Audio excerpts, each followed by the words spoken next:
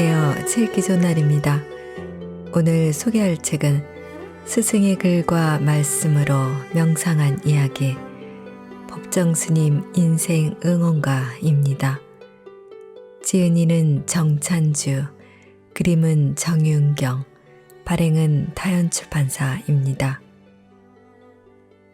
법정스님은 우리 시대의 영원한 영혼의 스승입니다. 비록 스님의 법체는 들것에 실려 다비의 불꽃으로 타올라 한 줌재와 흙이 되었지만 스님의 영혼의 말씀만은 그대로 이 혼탁한 시대에 스승의 말씀으로 살아 현존하고 있습니다. 만일 스승의 말씀 또한 스승의 입적과 함께 그대로 사라진다면 우리는 인간으로서 아름답고 참다운 삶을 결코 살 수 없을 것입니다. 다행히 스승의 말씀의 생명은 한 그루의 거대한 느티나무처럼 더욱더 깊게 뿌리를 내려 오늘을 사는 우리를 위로하고 인간과 인생의 비밀을 깨닫게 하고 있습니다. 이 책은 법정스님의 제가제자 정찬주 작가가 2020년 입적 10주기를 즈음하여 스님을 추모하며 당신의 말씀과 생전일화를 암자 같은 저자의 남도산 중 3방에서 담백하게 담아낸 인생 에세이이자 명상록입니다. 특히 이 책은 작가가 연필로 표시하거나 메모해 두었던 스님의 글 혹은 말씀의 구절들인데요. 작가 자신에게 명상의 주제와 가르침이 되었을 뿐 애석하게도 스님을 흠모하는 사람들과 공유할 기회를 잃어버린 만큼 작가는 오랜 숙고의 시간을 들여 글 형식을 자신의 방식대로 하여 독자들과 함께할 명상록을 집필했습니다. 명상 스님의 공감 언어, 명상 스님의 공감 법어, 명상 스님의 명동성당 특별 강론 등 총 3부로 구성했는데 이 책의 주요 구성은 마중물 생각, 스님의 말씀과 진무, 갈무리 생각으로 서론, 본론, 결론의 형식을 취했습니다.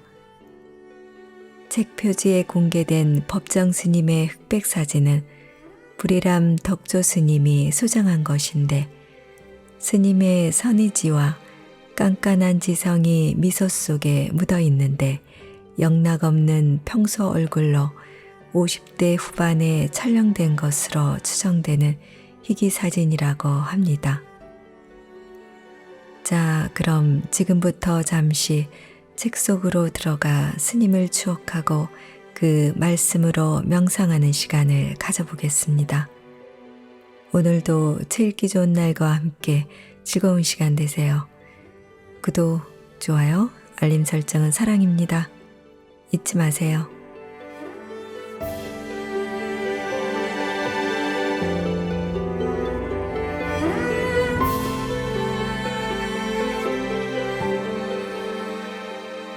무소유를 무소유하라. 마중물 생각. 내 삼방을 찾는 손님들은 내가 법정 스님의 제자인 줄 알고 가끔 무소유가 무엇입니까 하고 묻는다. 그러면 나는 손님이 초보불자인 경우 군더더기를 갖지 말고 살라는 뜻입니다. 말하자면 2개를 갖지 말고 하나만 갖고 살아도 불편하지 않다는 것입니다.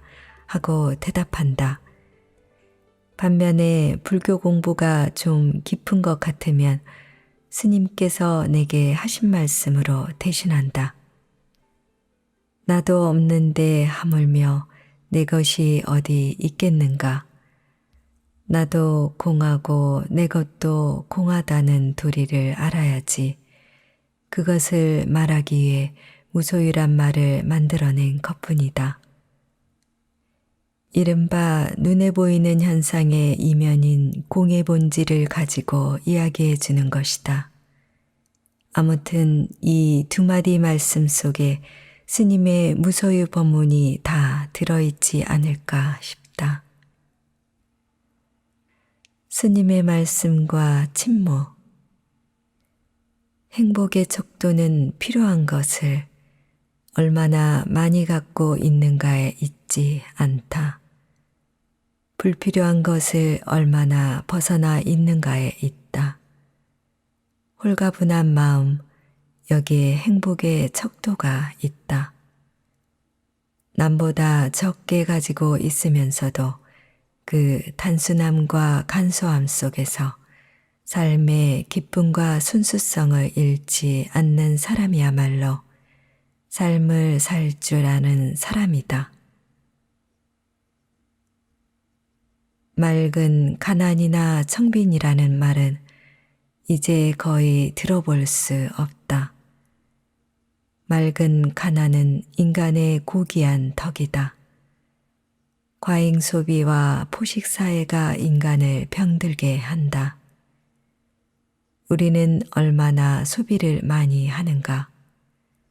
사실 소비자라는 말은 인간을 모독하는 말이다. 소비자라는 말은 쓰레기를 만드는 존재라는 뜻이다. 그것은 인간성을 모독하는 말이다. 무소유란 아무것도 갖지 않는다는 말이 아니다. 궁색한 빈털터리가 되는 것이 무소유는 아니다.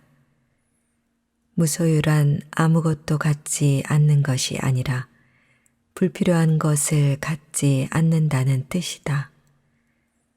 우리는 무소유의 진정한 의미를 이해할 때 보다 홀가분한 삶을 이룰 수가 있다. 선택한 맑은 가난은 넘치는 부유보다 값지고 고귀하다.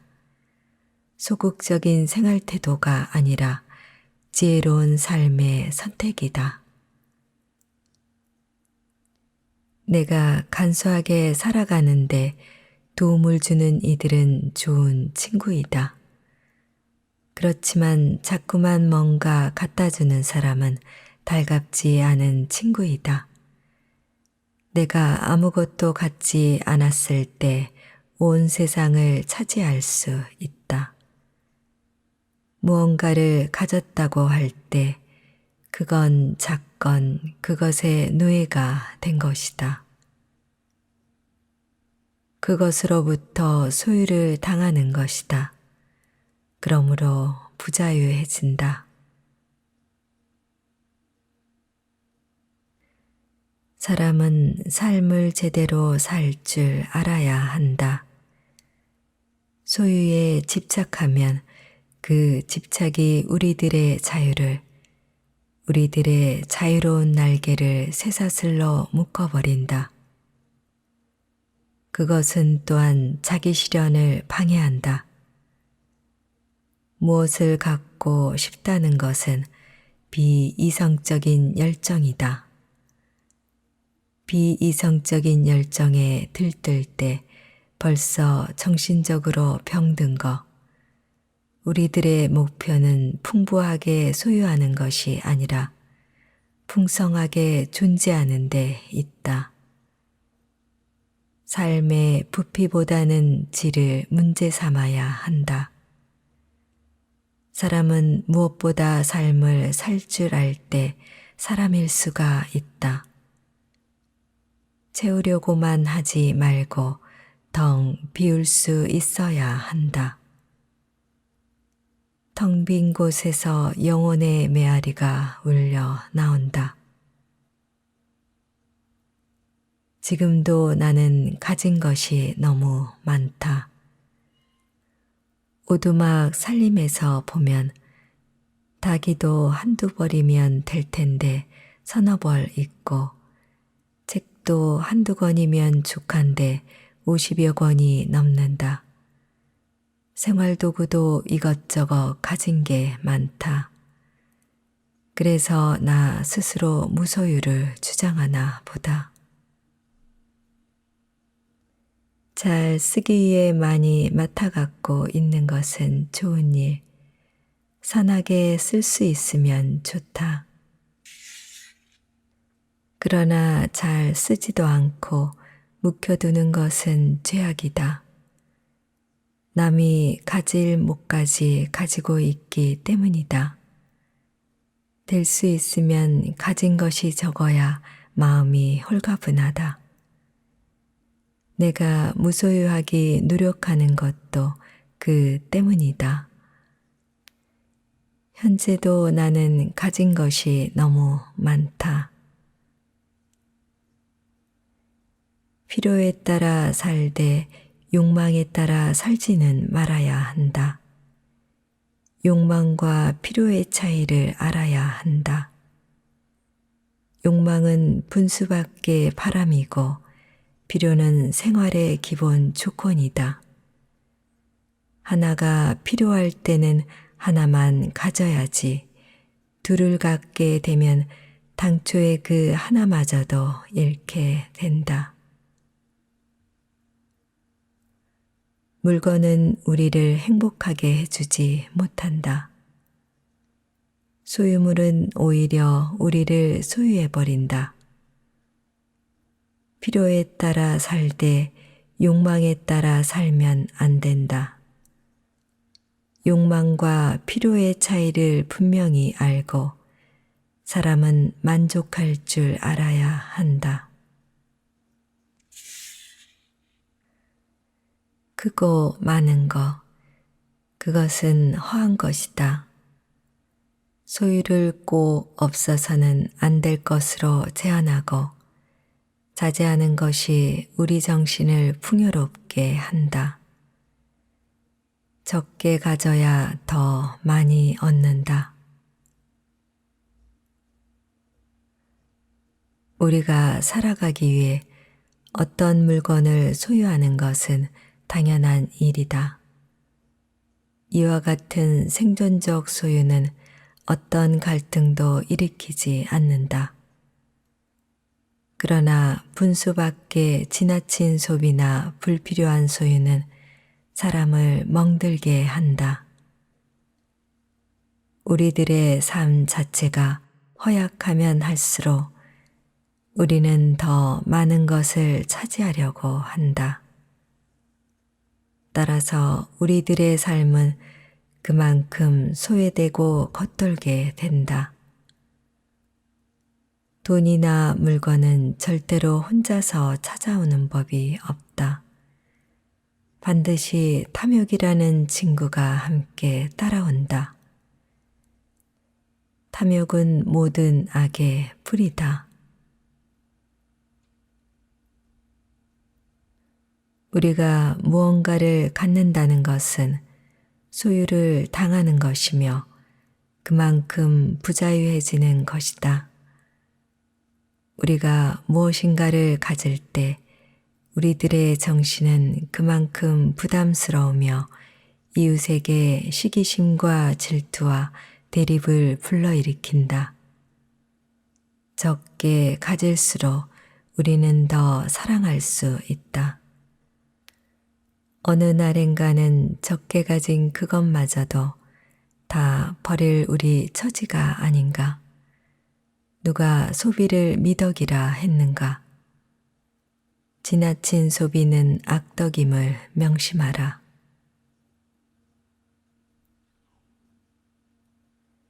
갈무리 생각.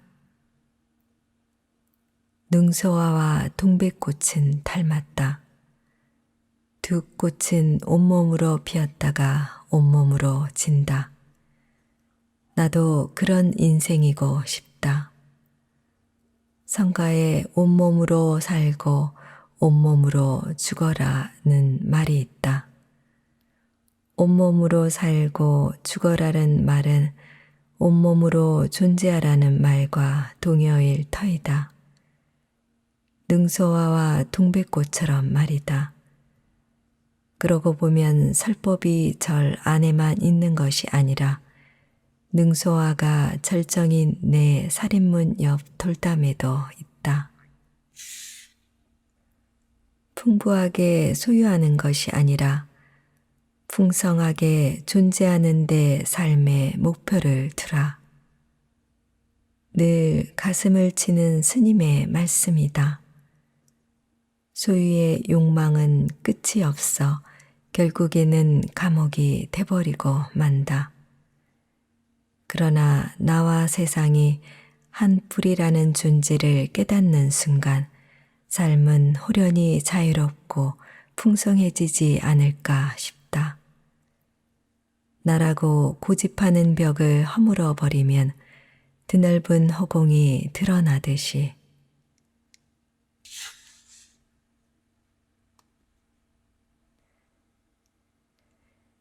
산이란 영혼을 말키는 시다. 마중물 생각. 서울 생활을 청산하고 산중으로 처소를 옮긴 뒤 묵은 밭에 고추와 상추물을 심고 더덕과 감자를 캐며 깨달은 것이 있다. 생명이 있건 없건 세상의 모든 것과 나는 한 몸이므로 결코 나를 관형격으로 놓고 살아서는 안 된다는 깨달음이다. 집착하는 나는 소유지향적인 관형격의 모습이다. 내 처소, 내 가족, 내 생각, 내 물건 등등 내 중심으로 우주와 세상을 좁혀버리는 사고에 중독되어 경쟁하고 살 수밖에 없으므로 그렇다. 편리한 도회지 생활의 큰 아쉬움이었다. 그러나 집착하는 관형격의 삶을 치유해주는 것이 있다면 불편하긴 하지만 존재 지향적인 산중생활이 아닐까 싶다. 나의 스승 중에 한 분은 법정 스님이다. 스님은 내게 불이람에서 법명을 주셨다. 불이람 앞들 오동나무에 사는 호반새 한 마리가 공중제비를 하던 단오날 이른 아침이었다. 삼배를 올리자 스님께서는 무염이라는 법명을 주시면서 저작거리에 살되 물들지 말라며 짧은 법문을 해주셨다. 이후 나의 법명은 내 인생의 좌우명이 됐다. 산중에서 살면서 느끼는 것인데 가끔씩 돌아가신 스님의 말씀이 메아리가 되어 사라지지 않는다. 스님의 말씀은 깊은 산의 메아리처럼 울림이 크다. 저물녘에 눕는 산 그림자같이 여운이 길다. 산이 품고 있는 오래된 침묵에 응답하는 메아리 같다.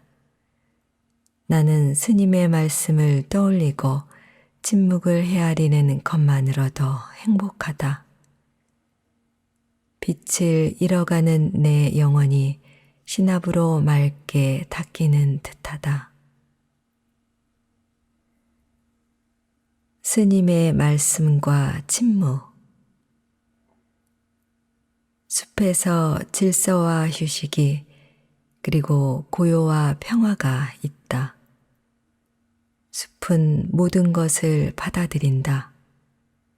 안개와 구름, 달빛과 햇살을 받아들이고 새와 짐승들에게는 깃들일 보금자리를 베풀어 준다. 숲은 거부하지 않는다. 자신을 핥히는 폭풍우까지도 마다하지 않고 너그럽게 받아들인다. 이런 것이 숲이 지니고 있는 덕이다. 나무들이 한결같은 빛깔을 하고 있다면 얼마나 답답할까. 얼이 빠진 채 말라버린 숲이지 생명이 깃든 숲은 아닐 것이다. 대지에 뿌리를 내리고 허공에 가지를 펼치면서 생생하게 살아있는 나무들은 자기답게 살려고 자신의 빛깔을 내뿜고 있다. 저마다 자기만의 빛깔을 띠고 있기에 찬란한 조화를 이루고 있다.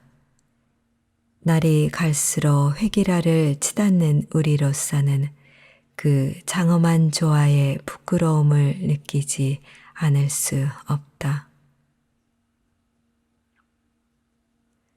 산을 의지하고 살아가는 사람들에게 산은 단순한 자연이 아니다. 산은 곧 커다란 생명체여 시들지 않는 영원한 품속이다. 산에는 꽃이 피고 꽃이 지는 일만이 아니라 거기에는 시가 있고 음악이 있고 사상이 있고 종교가 있다. 인류의 위대한 사상이나 종교가 벽돌과 시멘트로 된 교실에서가 아니라 때묻지 않은 자연의 숲속에서 움텄다는 사실을 우리는 상기할 필요가 있다. 산에서 살다 보면 자연처럼 위대한 교사가 없다는 것을 느끼게 된다. 이론적으로 배우는 것, 그것은 관념적이고 피상적인 것이다. 자연으로부터 얻어 듣는 것, 그것이야말로 근본적인 것이고 그때그때 우리에게 많은 깨우침을 준다. 자연은 태양과 물과 바람과 나무는 우리에게 아무 보상도 바라지 않고 무상으로 준다. 우리는 그것을 감사하게 받았으면서 활용해야 하는데 그것을 허물고 더럽히는 데 문제가 있다. 그것은 생명의 근원을 자꾸 허무는 것이나 마찬가지다. 인간이 마지막으로 기댈 때는 자연이다. 자연은 인간 존재와 격리된 별개의 세계가 아니다. 크게 보면 우주 자체가 커다란 생명체이며 자연은 생명체의 본질이다. 따라서 우리는 자연의 한 부분이다. 우리가 커다란 우주 생명체의 한 부분이라는 것을 알게 되면 자연을 함부로 망가뜨릴 수 없다. 동양의 전통적인 생각 속에는 커다란 산이라도 하나의 생명체로 여겼다. 그래서 등산이라는 말을 쓰지 않았다. 입산, 산에 들어간다고 했지 산에 오른다는 말을 감히 하지 않았다. 갈무리 생각. 한 달 전에 불의 옥잠 두어 포기를 물에 띄웠는데 어느새 분양해도 될 만큼 도락을 가득 채우고 있다. 무엇이든 넘치면 자멸하는 법이다. 기쁨도 슬픔도 지나치지 말아야 한다. 권력이나 부도 마찬가지다. 오후 석양빛이 보라색 꽃잎을 투과하고 빛과 그늘의 조화가 은밀한 느낌이다. 나 역시 산중에 들어와 산 지 20여 년이 되다 보니 산이라는 존재가 무엇인지 알 것 같다. 산이란 우리의 영혼을 맑게 적시는 부르의 서사시이고 묵묵한 스승이고 바람소리 물소리가 흐르는 교양곡이 아닐까 싶다. 그런가 하면 인본주의를 넘어선 생명중심 사상의 넉넉하면서도 자애로운 가슴이고 침묵으로 사랑과 자비를 일깨워주는 종교밖에 종교라는 생각이 든다. 오후 8시 저녁 노을이 서산을 보랏빛으로 물들이고 있다. 밤과 낮 사이의 신비한 섬광 같다. 산과 숲, 노을이 읊조리는 한편의 서사시 같다. 크든 작든 사무치게 다가오는 깨달음이 그러하듯 침묵하는 자연의 오일한 스스로 느끼는 자의 것이리라.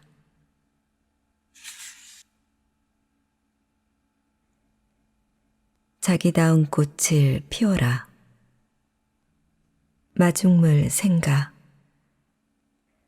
꽃이 아름다운 것은 스스로를 온전하게 숨김없이 드러내고 있기 때문이 아닐까? 더 이상 여기에 무슨 말을 덧붙일 것인가? 나는 꽃이 자신을 아름답게 보이기에 과장하거나 조작하거나 무언가를 은폐하는 것을 본 적이 없다. 본래 모습대로 피어났다가 때가 되면 미련 없이 낙화할 뿐이다. 꽃은 인간과 달리 나아가고 물러나는 진태의 때를 알고 지킨다. 그래서 꽃의 뒷모습인 낙하마저도 아름다운 것은 아닐까. 법정 스님께서는 페랭이 꽃은 장미꽃이 될 수 없고 장미꽃은 페랭이 꽃이 될 수 없다는 말씀을 자주 하셨다. 꽃은 자기만의 빛깔과 모양으로 꽃을 피우고 있는데 사람들은 자꾸만 남을 닮으려고 한다며 다음과 같이 일갈하신 적이 있다. 저마다 업을 달리하면서 자기 삶을 살고 있는데 어째서 남의 흉내나 내면서 범속하게 살려 하는가? 스님의 말씀과 침묵. 풀과 나무들은 저마다 자기다운 꽃을 피우고 있다. 그 누구도 닮으려 하지 않는다. 풀이 지닌 특성과 나무가 지닌 특성을 마음껏 드러내면서 눈부신 조화를 이루고 있다. 풀과 나무들은 있는 그대로 그 모습을 드러내면서 생명의 신비를 꽃피운다. 자신의 존재를 있는 그대로 받아들이지 못하면 불행해진다. 진달래는 진달래답게 피고 민들레는 민들레답게 피면 된다. 남과 비교하면 불행해진다. 삶이 하나의 흐름이라는 것을 실감한다. 그 어떤 형태의 삶이라 할지라도 틀에 갇혀 안주하다 보면 굳어진다. 굳어지면 고인물처럼 생기를 잃는다. 사람은 동물이라 움직임이 없으면 무뎌지고 또한 시들고 만다. 살아있는 것은 무엇이든 모두가 움직이고 있다. 변화없는 삶은 이내 침체되고 무기력해진다. 진부해지고 지루해지기 마련이다. 생활에 리듬이 필요한 이유가 여기에 있을 것 같다. 사람은 저마다 자기 빛깔과 특성을 지니고 있으므로 자기 자신답게 살려면 그 빛깔과 특성을 마음껏 드러내야 한다. 그런데 사람들은 자신의 특성은 묵혀둔 채 남을 닮으려고 한다. 자기 특성을 마음껏 발휘하면서 어떤 일에 전념할 때 우리 마음은 온갖 근심 걱정에서 벗어나 투명하고 평온해진다. 이런 상태가 마음의 안정이다. 자기에게 주어진 인생을 보다 값있게 살 줄 알아야 한다. 가치 부여를 할 수 없는 삶은 단지 생존일 뿐, 생존에만 급급한 나머지 생활이 없는 사람을 어떻게 인간이라고 부를 수 있을 것인가? 많이 가지고 떵떵거리며 산다 할지라도 마음이 넉넉하지 못하면 값 있는 인생이라고 할 수 없다. 비록 가진 것이 적더라도 마음의 여유를 지니고 최선을 다해서 자기 몫의 삶을 살아간다면 그는 당당한 인생을 이룰 수 있다. 스스로 즐거움을 만들어낼 수 있어야 한다. 이 세상은 자체가 즐거움만 있는 세상이 아니기 때문이다. 울적할 때는 노래를 불러보라. 막혔던 가슴이 조금씩 열릴 것이다. 그래도 안 되면 심호흡을 몇 차례 하고 나서 방안을 쓸고 닦는 청소라도 해보라. 마음에 낀 먼지와 때가 함께 벗겨지고 그 자리에 맑은 바람이 감돌고 따뜻한 햇살이 비칠 것이다. 우리는 지금 죽지 않고 살아있다는 사실에 고마워할 줄 알아야 한다. 이 세상에 영원한 존재는 그 어디에도 없다. 모두가 한때일 뿐이다. 그러니 살아있을 때 이웃과 따뜻한 가슴을 나눠야 한다. 사람의 자리를 잃지 않고 사람된 도리를 지키려면 비슷한 여건 속에 살면서도 어떤 사람은 자기 처지에 고마워하고 만족하면서 밝게 사는 사람이 있다. 그런가 하면 어떤 사람은 불평과 불만으로 어둡고 거칠게 사는 사람이 있다. 나는 행복한가 불행한가? 나는 행복의 대열에 끼고 싶지 불행의 대열에는 결코 끼고 싶지 않다. 그렇다면 내가 내 안에서 행복을 만들어야 한다. 사람에게는 그 자신만이 지니는 특성이 있다. 그것은 우주가 그에게 준 선물이며 그 자신의 보물이다. 그 특성을 마음껏 발휘하려면 무엇보다 먼저 긍정적인 사고가 받쳐주어야 한다. 모든 일을 긍정적으로 생각하면 일마다 잘 풀린다. 매사를 부정적으로 생각하면 도리어 될 일도 안 되고 일마다 꼬인다. 이 세상은 공평무사하게 누구에게나 24시간이 주어져 있다. 그 시간을 어떻게 쓰느냐에 따라 그 인생은 달라진다. 이 귀중한 우주의 선물을 우리는 순간순간 어떻게 쓰고 있는가? 부정적으로 쓰고 있는가?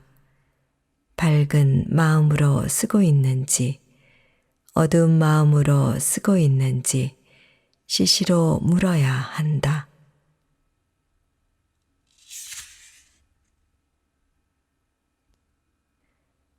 차 한 잔의 행복, 마중물 생각. 차를 마실 때는 객이 많으면 수선스럽고 수선스러우면 그윽한 정취가 없어지느니라. 홀로 마시면 싱그럽고 둘이 마시면 한적하다. 서너시 마시면 재미있고 대여섯이 마시면 덤덤하며 일곱 여덟 비 마시면 나눠 먹이와 같더라. 법정 스님은 혼자 마시는 차 맛을 적적한 맛이라고 말했다. 나는 외로움의 맛이라고 생각해 본다. 산중에 사는 사람들에게는 투명한 외로움이 살아가는 힘이니까. 도해지 사람들은 외로움을 두려워하지만 산중 사람들은 그 반대다. 외로우니까 홀로 차를 마시며 오롯이 깨어있는 것이다. 도해지 사람들도 잃어버린 외로움을 되찾아야 한다. 외로워야만 이웃을 가까이 하게 되니까. 그리워하면 사랑하게 되고.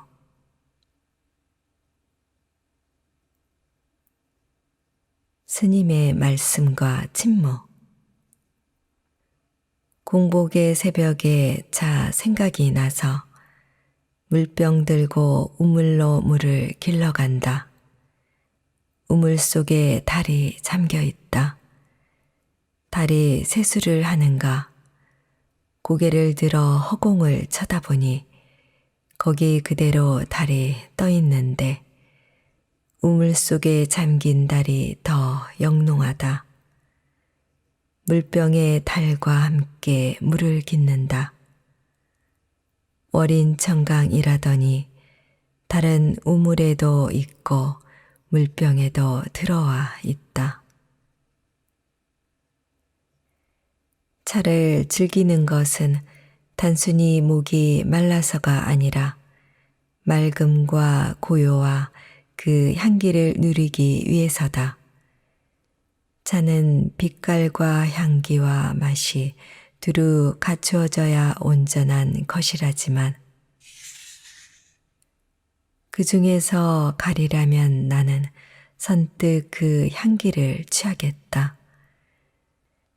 차의 향기는 단연 첫째 잔이 좋다. 정제된 차는 좋은 물을 만나야 그 빛과 향기와 맛을 온전히 낼 수 있다.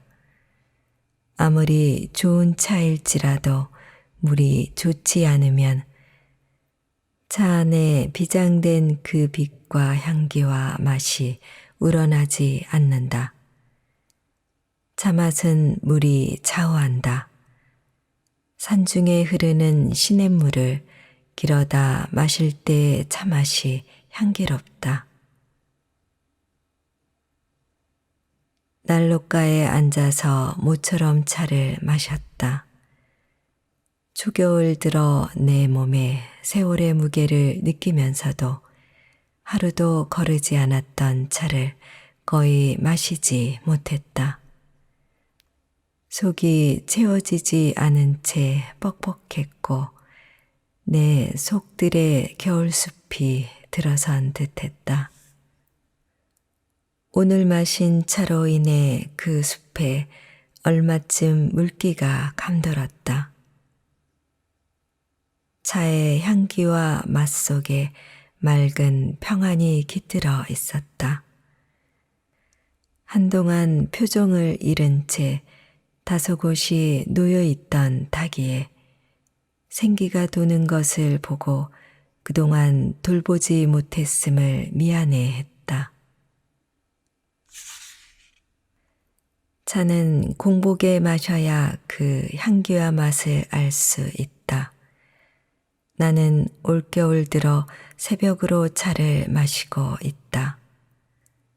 새벽 예불을 드리고 나서 좌선을 마치자마자 닭이를 내놓고 차관에 물을 끓여 여명의 창 아래서 차를 두어 모금 마시고 있으면 이 오두막의 생활에 잔잔한 즐거움이 피어오른다.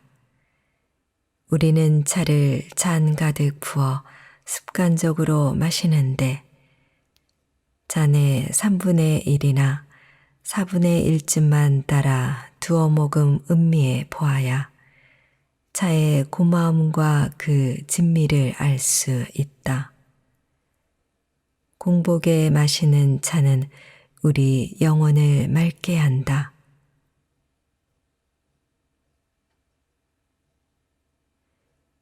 겨울에 쓰는 타기는 손 안에 들어올 만큼 작은 것이 살뜰하다.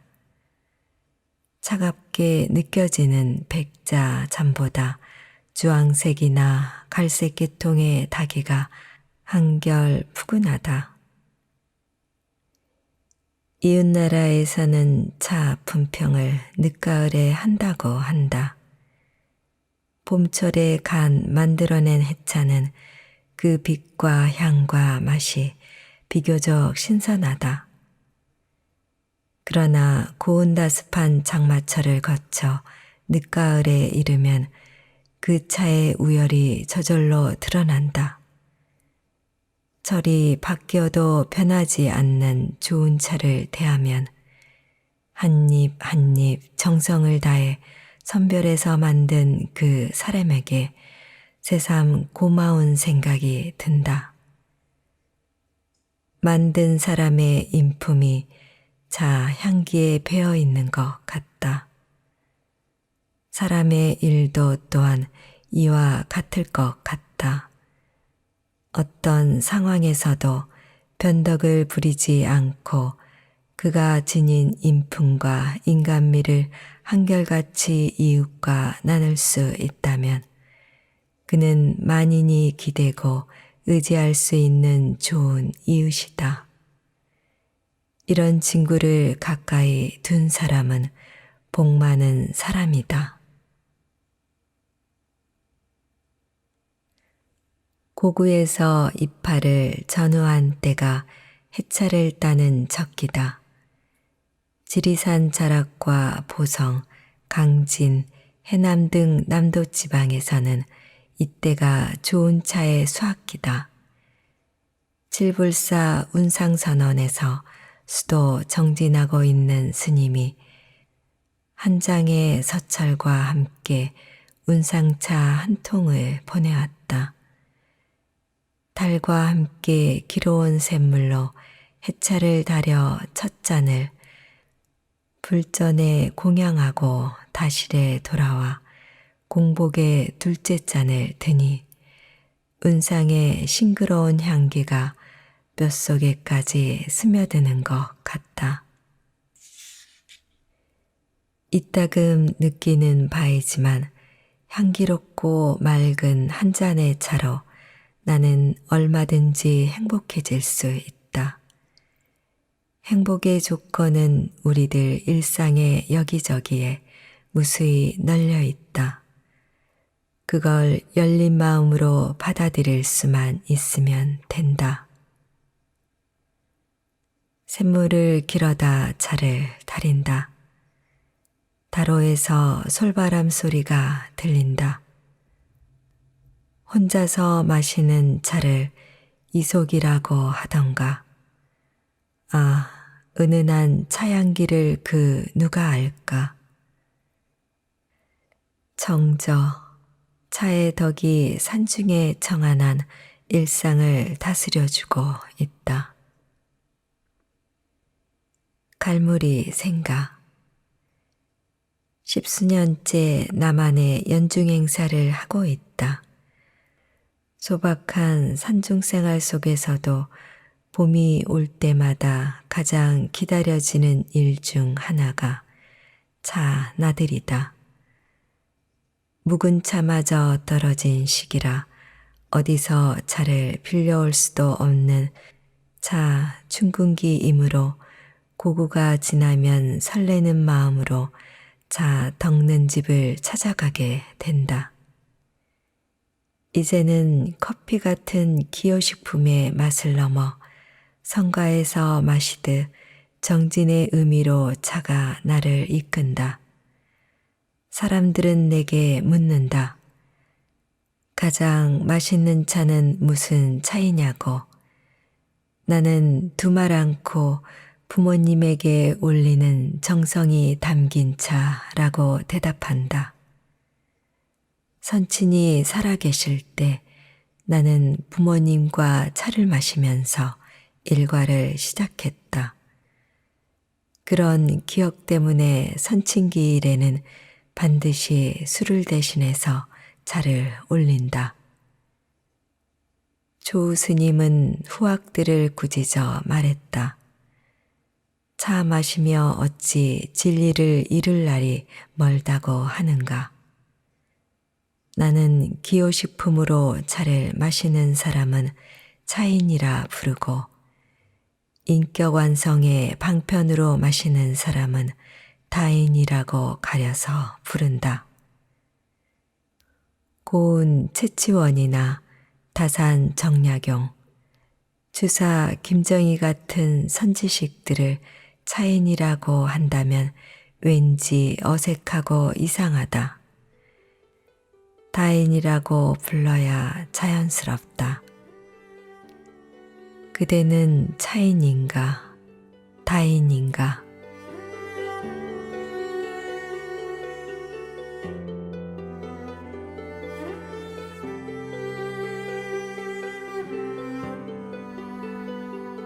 읽기 좋은 날 오늘은 법정 스님 인생 응원가를 보내드렸습니다.